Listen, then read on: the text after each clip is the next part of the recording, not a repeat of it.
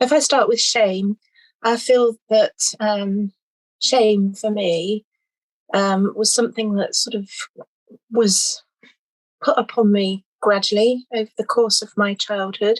I don't feel like I was born with shame, but I think that the way I was treated as a young child and as an older child, in fact, caused me to gradually feel like I was more and more worthless, like I was quite an inferior sort of person, and that my experiences were in some way, yeah, shameful, I suppose, that, I was kind of afraid to speak about what I'd been through. I thought things were my fault. Um, but I think the hardest things that I encountered in life through feeling this kind of sense of worthlessness and inferiority was that I just never felt like I was as good as other people or as deserving as other people. So I never, even as a young child, I never kind of put myself forward for anything. I found that in school, I would never ask the teachers. I didn't feel like I deserved their help. So I kind of, I think because I was clever enough, I did well enough at school. But if I hadn't have been, I think that would have held me back a lot, because I was never wanted to be in the limelight, never wanted to be seen. It made me feel like I ought to stay invisible. So I kind of never put myself out there, never put myself forward. And I think that's a great pity in some ways, because my chief kind of passion in life was music. Well, still is music. And just kind of used to let opportunities go. I could have put myself forward for groups and orchestras and things, but I just felt like I wasn't as good as other people. So it kind of, I just let opportunities go, and, which I have kind of quite a lot of regrets about. So yeah, and then I just kind of carried that sense of inferiority right into my adult life, and it's caused me a lot of problems in my career as well. I started off as a classroom teacher, which I loved. I was quite at home with a classroom full of children, but when it came to dealing with adults, like meetings and staff meetings and planning and things like that, I just used to think my ideas would be rubbish. I'd never put forward any ideas because I was so afraid of people rejecting them. And it was like I was carrying my mother's voice with me, because she was the one that was so critical and made me feel so worthless right from the word go. And I just feel like I carried that right through my life, and it affected more or less everything. I think the way I kind of got over that eventually, I kind of, because it caused me a lot of social anxiety as well as I got older, and sort of going to parties and things like that.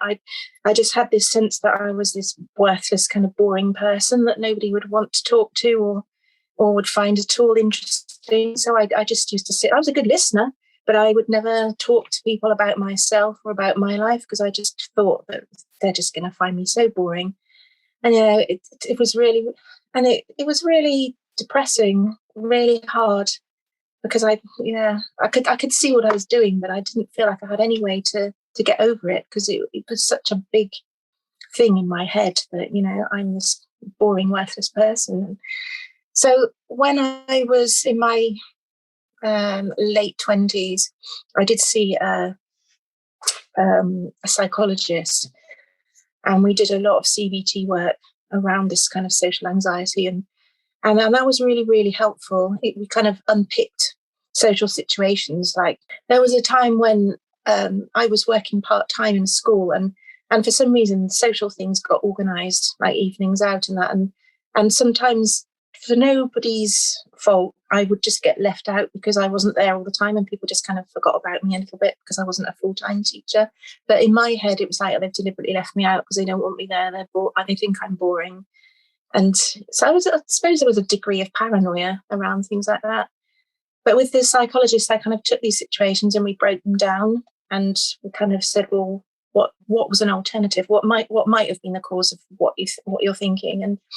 And I gradually kind of did get over some of those things, and did sort of build up my ability to kind of socialize a little bit more. But I think I was still carrying this sense of being a bit worthless and a bit inferior for a much longer after that, because I didn't really understand where it came from. And it was only in the therapy that I've been doing in the last 5, 6 years that I think, because a lot of where the shame came from was not really anything that my parents actually did. There was more the things that they didn't do. Like, they never praised me. They never told me I'd done anything well. They never celebrated anything that I'd done. But when there's something that's not there, you can't really see it. And it was only the therapy that I've been doing recently where I started to unpick all of that. And I started to see that it wasn't really anything that was done to me. It was more the things that were missing in my life that had caused all that kind of shame. And I think once I understood that, it kind of all got better quite quickly, actually. It was just the understanding of where it had all come from. And then I just miraculously feel like I'm equal to other people and I'm as deserving as anyone else to get my needs met, or, to ask for things. And it was really just finding that understanding that was the major step, I think. And I think with guilt's a slightly different thing to shame. I think guilt's more something that I feel that shame comes from inside of me, whereas I feel that guilt is something that's put on you by other people. But I feel like when you carry a lot of shame, it becomes much easier for other people to make you feel guilty about things. As an example, I fell into a very controlling marriage at the age of 21 when I was far too young to be getting married. And my ex-husband, he just made me feel guilty about everything. I felt that everything that was wrong in the relationship was down to me and it was all my fault. But I think it's because I had all that sense of worthlessness that it was very easy for somebody to come along and manipulate me and make me feel guilty. Told me that, I was a bad wife and a bad mother, and I sucked it all up. And so I ended up feeling totally guilty about the whole relationship. And I didn't have a good relationship with my mother. And again, I think it was easy for her to make me feel the guilt, whereas really, it was all down to her. But because I already carried all this worthlessness, it was just easy for other people to manipulate me and make me feel guilty about things. Again, with therapy now, I kind of understand all those processes and how my sort of early conditioning led me into those situations. It's eased it a lot. I don't take on other people's guilt anymore. It stays at my door and that doesn't come in. But yeah, so I think it's the understanding of how it's all happened that's really made the difference.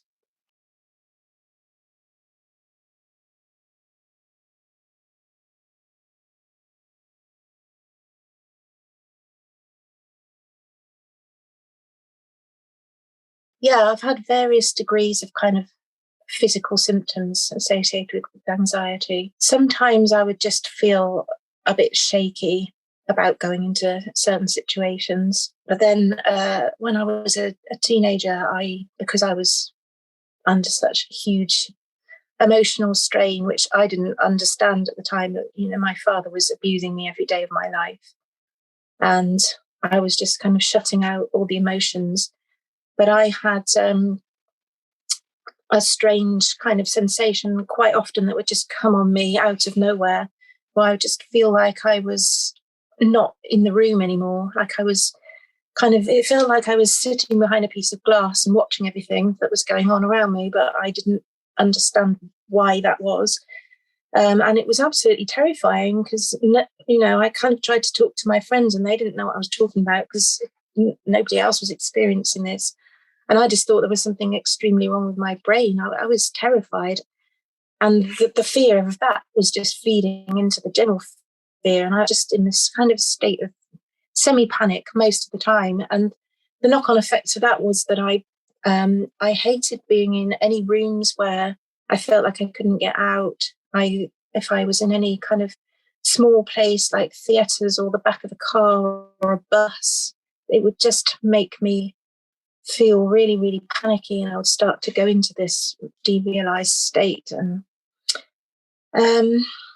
somehow I managed to cope with it and I managed to carry on, but I think that came down to me having a massive amount of resilience, which I always go back to and feel that I'm very fortunate that I had that somehow, and it's pulled me through a lot of different situations. I don't know what, sometimes I don't really know what got me through all of that, but because I I would wake up every morning as a teenager with my heart racing and feeling like, how am I ever going to get through today? But somehow I just did. But once I understood what the kind of dissociated feelings were, which wasn't until I was probably in my 30s or 40s, again, it was the kind of understanding of what it was, that this was a kind of protective mechanism that my brain, it was actually a healthy thing, that my brain was just shutting off so I didn't have to deal with these emotions. Now and again, even now, I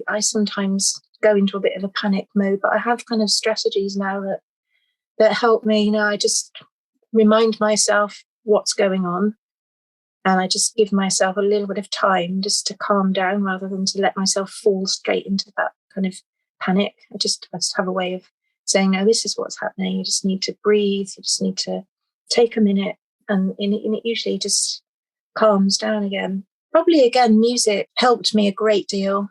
It kind of gave me a channel to express myself where I couldn't kind of express myself anywhere else. And just listening to music always makes me quite calm if I choose the right music. And playing music, it just takes your mind away from everything else, and it's just a channel to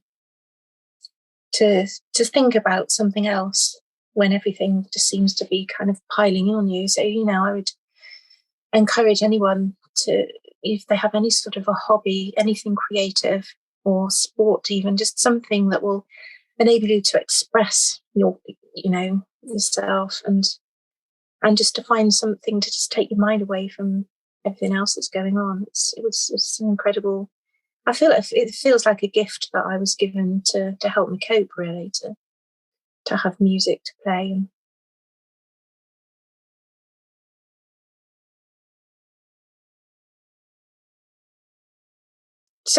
so I think with trying to find coping mechanisms and healing, it is really important to try things and find things that are right for you.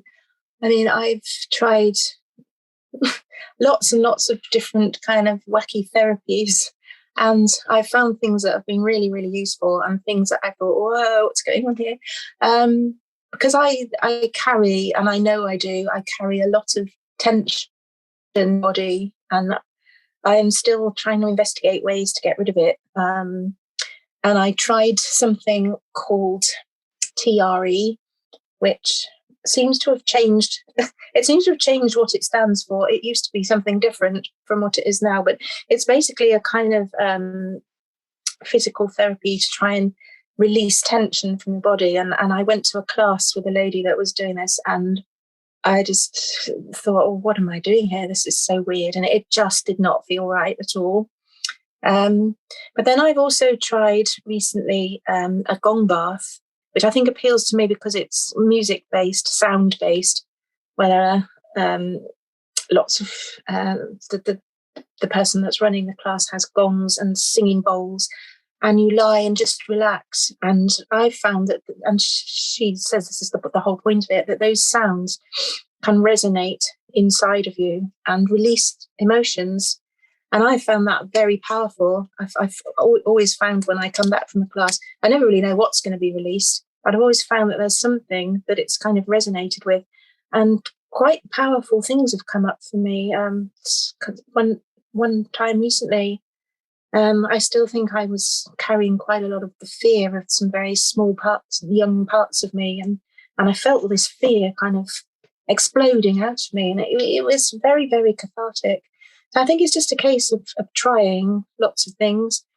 And I think if you're looking for a therapist, it's really, really important that it's somebody that you really, really click with. And that's always not easy to know, I don't think, because the therapist that I'm working with now is just absolutely fantastic. We just clicked from day one. I think possibly because she was a musician in a different life. So she really, really gets me.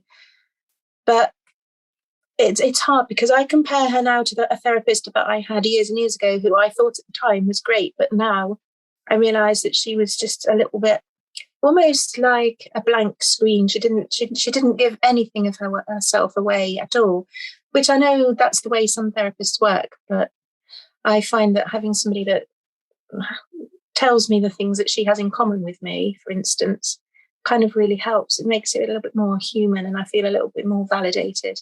So I guess it just depends what stage you're at and what you're able to kind of gauge from who you're with. I mean, I think when I was in my 20s and 30s, I probably didn't have as much of a good gut instinct for who was good for me and who wasn't.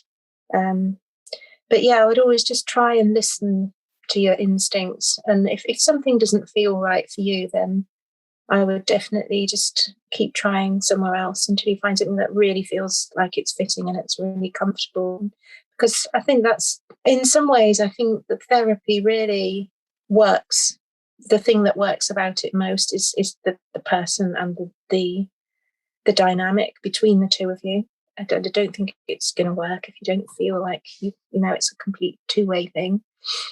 It's difficult to explain until you're actually in the situation, I think. But I would, just say to people with any kind of therapy, whether it's talking therapies or slightly more wacky things, it's just like, does this feel right for me? And if it does, that's great. And if it doesn't, just leave it alone and pursue something else. But and I've also just found that yoga is very beneficial. There was a time when I kind of felt like my head and my body were just like two separate things. I didn't ever feel the connection between the two of them. And I think yoga for me has kind of joined up the dots, and I kind of have a much better sense through that of how my thoughts affect my body and vice versa. And that's been a really powerful therapy for me. And just getting out walking in nature is just so relaxing, and it gives you a different perspective. Yeah. I'm trying to be mindful. All sorts of things that people can do. I've recently, and having been told by my mother that I was absolutely rubbish at drawing and I'd never be able to draw anything, I, during lockdown, took up sketching, and I found that very therapeutic as well. So yeah, lots of things that people can try. In my early 20s, 30s, I was just sort of skirting around the edge and perhaps dealing with things that were a bit more immediate that would help me in my everyday life. And, things like being able to socialize. And there were things I found it incredibly difficult to make phone calls and asking for things that I needed on the phone, because had this thing that people were just going to be rude to me and tell me I should know better and I shouldn't be asking, and all those kind of issues. So yeah, I think early on I was just perhaps looking for ways to help with my kind of everyday life. I think having children after that kind of woke something else up in me, that I perhaps felt like I wanted to explore a bit more about what had happened to me in my own childhood. I don't think I will ever get to a stage where I'm going to go, yeah, I'm healed, I'm fine now. I think it's a lifelong journey. I can't say that totally that I haven't enjoyed some of being in therapy. It's kind of, self-discovery and discovering the kind of deeper issues that you're carrying with you. To have been driven to a place where I actually have been able to completely discover myself and know myself. And I don't think I would have done that if I'd had just standard, normal, average childhood where everything was hunky-dory. And so it kind of, I don't know, in some ways I feel like when I get to the end of my life, I'm going to feel like I've had a richer life for the experiences that I've had, that I've known I think you can't know the very, very highs of life unless you've had the very, very lows. I think some people can live on a very sort of even keel, but I don't know. I feel sometimes, in spite of everything I've suffered, that I've also come to know something more about life, perhaps a richer experience. So yeah, I don't see it as all bad, and I feel like I'm going to carry on till the end of my life discovering new things. And I think you're at different stages throughout your life. I think as a mother I was at a certain stage. I know that my children are on the brink of leaving home and going off. I'm thinking, well, I've got a new stage of my life to look forward to now. What am I going to do with it? And I'm thinking about things like writing a book, perhaps about my experiences, and doing more things to help other people now that I have the time that, my children don't need me so much. And and feeling like I can use my experience to perhaps inspire other people and give other people hope.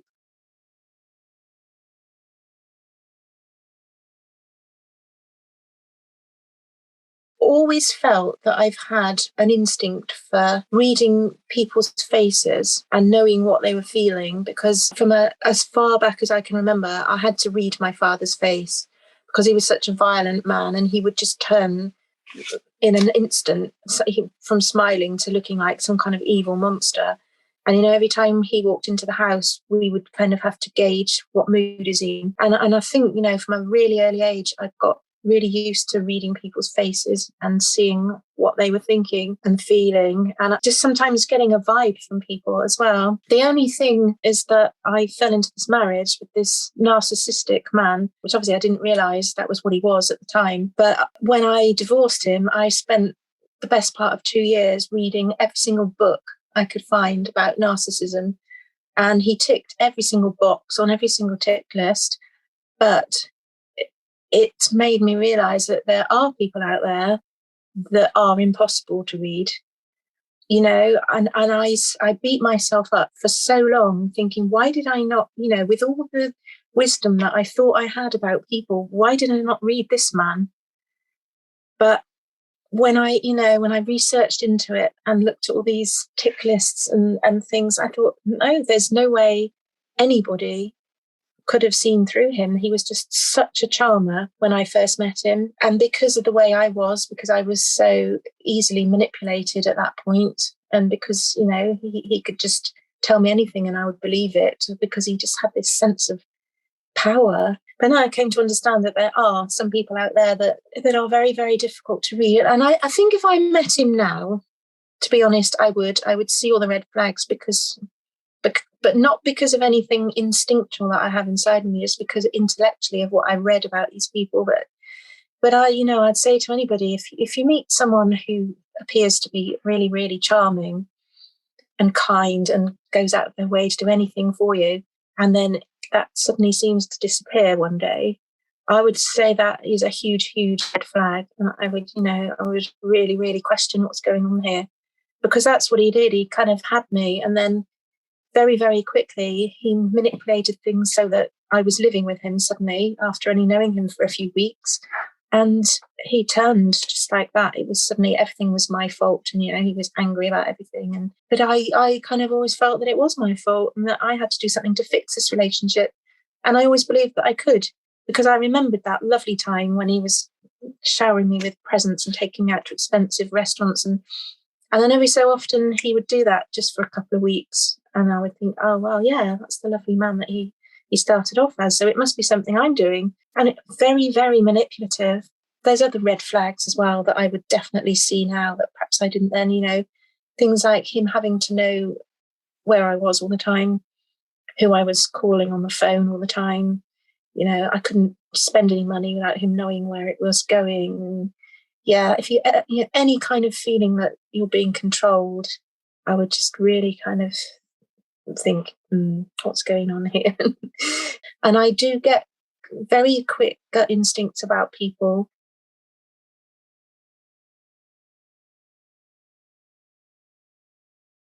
From the time I was about 20, I'd started trying to piece together what exactly had happened in my childhood. And I did actually take the case to the police and report the abuse that my father had committed. And it kind of came out at the time that my mother had actually known what was going on in the family home, and that she hadn't stepped in and protected me. She'd just buried her head in the sand and just let it go on. And when I first found that out, I was just baffled, and I just wanted a conversation with her about why that had happened, and at that point I was prepared to maybe, that there was maybe an explanation. Like maybe she was just too scared to do anything. Maybe she didn't want the family to split up. Maybe she didn't want him to go to prison. Maybe she was worried about finance. There could have been lots of reasons. But from that moment on, she just turned around and said, no, the police got it wrong. I didn't know anything. I never knew what was going on, And it was so obvious that she just decided to lie to me, because I have three brothers, and they all said to some degree they knew there was something not right going on with my father.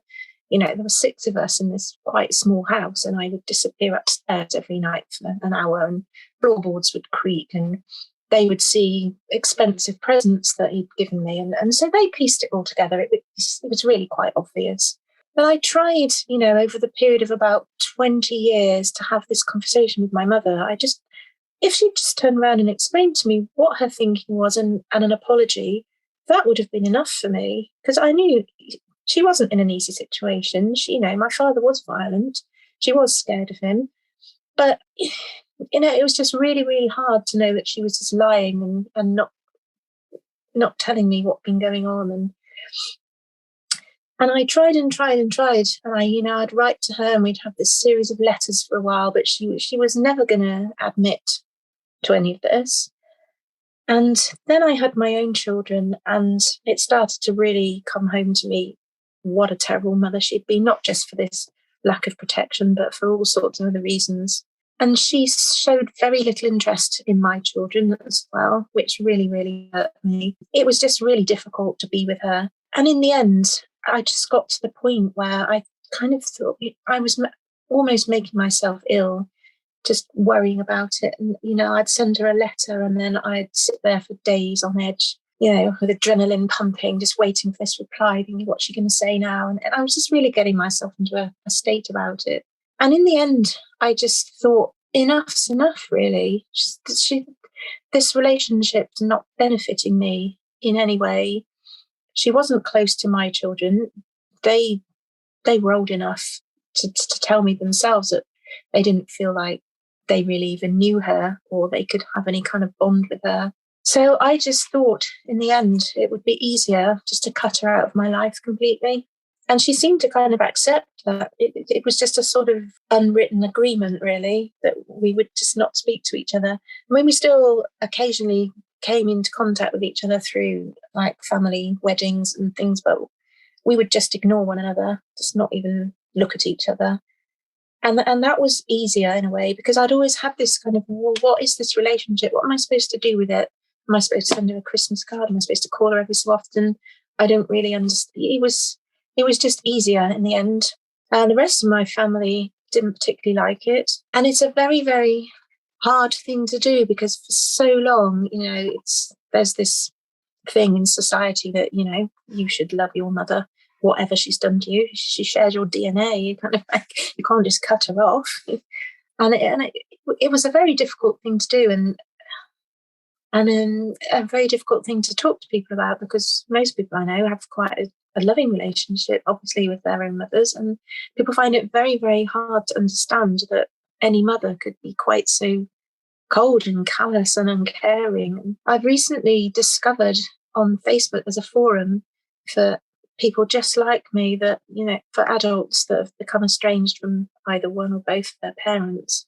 And actually, it's a lot more common than I thought it was. There's an awful lot of people on there, but just looking for someone else to share their experiences with, I guess, because it is such a kind of unusual thing. And I think there's a sort of sense of shame and still perhaps some kind of taboo around it. It's not something that's talked about very often. But I think you really have to do what feels right for you emotionally. Yeah, but it kind of takes a lot to actually stand up and say, right, I'm going to do this for me now, because you always feel that you should be in some way indebted to your parents, to your mother, because when, she gave me life, she brought me up in a fashion, but it was a hard decision to make, and there was kind of nobody really to discuss it with.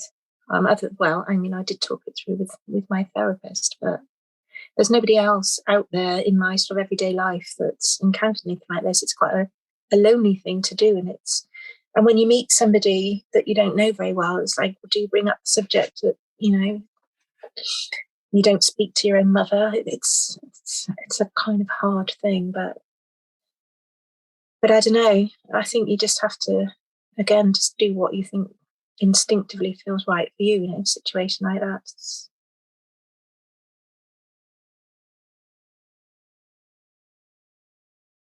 Most helpful, supportive things that friends have done to me or done for me, really, is just to give me time and space. Just sometimes not even necessarily to have to say anything, but just knowing that there was someone there who was kind enough to give up some time just to listen and not to judge. It just gives you more of a sense of being validated.